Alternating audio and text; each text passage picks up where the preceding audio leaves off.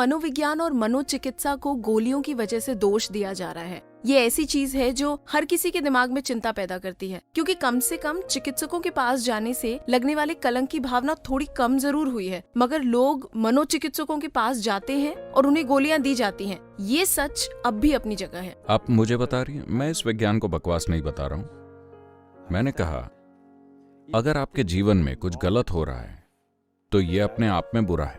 अगर आप डिप्रेशन में जा रहे हैं तो आप समस्या को और बढ़ा रहे हैं।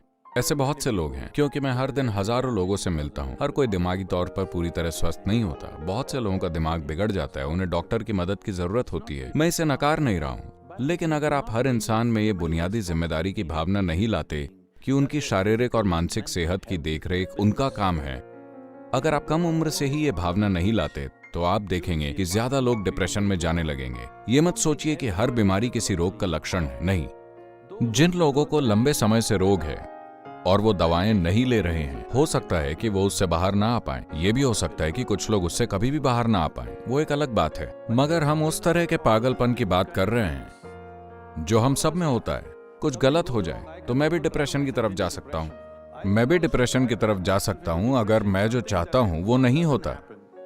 हर कोई खुद को डिप्रेशन में धकेलने में सक्षम है। कुछ लोगों को ये रोग है, उनके न चाहने पर भी ये उन्हें पकड़ लेता है, मगर बहुत से लोग खुद को उसमें धकेलते हैं। मान लीजिए आप बहुत गुस्से में हैं, आप क्या शब्द इस्तेमाल करेंगे? I'm mad at you. मैं पागल हो गया हूं। तो आप चेतना में अपनी इच्छा से पागल हो रहे हैं, क्योंकि आपको समाज में कुछ नतीजे मिले। अगर आप बार बार ऐसा करते हैं तो क्योंकि मानसिक संतुलन और पागलपन के बीच की रेखा बहुत पतली होती है, अगर आप धक्का देते रहेंगे तो एक दिन आप उस पार चले जाएंगे। दुनिया में बहुत सारे लोग ऐसे हैं जिन्हें बीमार नहीं होना चाहिए, शारीरिक और मानसिक दोनों रूप से। मैं सिर्फ मानसिक रोग की बात नहीं कर रहा हूँ। ये जरूरी नहीं कि वो शारीरिक या मानसिक तौर पर बीमार हो। देखिए, ये कौन नहीं जानता। क्या मैं इतना नहीं समझ सकता कि उदासी और डिप्रेशन में फर्क है? मगर क्या ये संभव है कि कई लोग अपने जीवन के कुछ खास समय में खुद को डिप्रेशन की स्थिति में धकेल देते हैं और वही लोग पक्का इरादा करके उससे बाहर भी आ जाते हैं? क्या ऐसा है? हजारों लोग, ऐसा है या नहीं? बहुत से लोग। तो मैं कह रहा हूं कि कई संभावनाएं हैं। हर किसी को रसायनों की जरूरत नहीं है। हो सकता है कि ये किसी खास पेशे के खिलाफ हो, मगर हम मानवता की बात कर रहे हैं। क्या ये सच है कि आप में से कई लोग, मैं कह रहा हूं आप में से ज्यादातर लोग युवा हैं, आपने काफी जीवन नहीं देखा है, मगर इस छोटे से जीवन में भी ऐसे पल आए होंगे जब आप अपनी उदासी से आगे बढ़कर कुछ दिन तक डिप्रेशन में चले गए थे? क्या आपके साथ ऐसा हुआ है?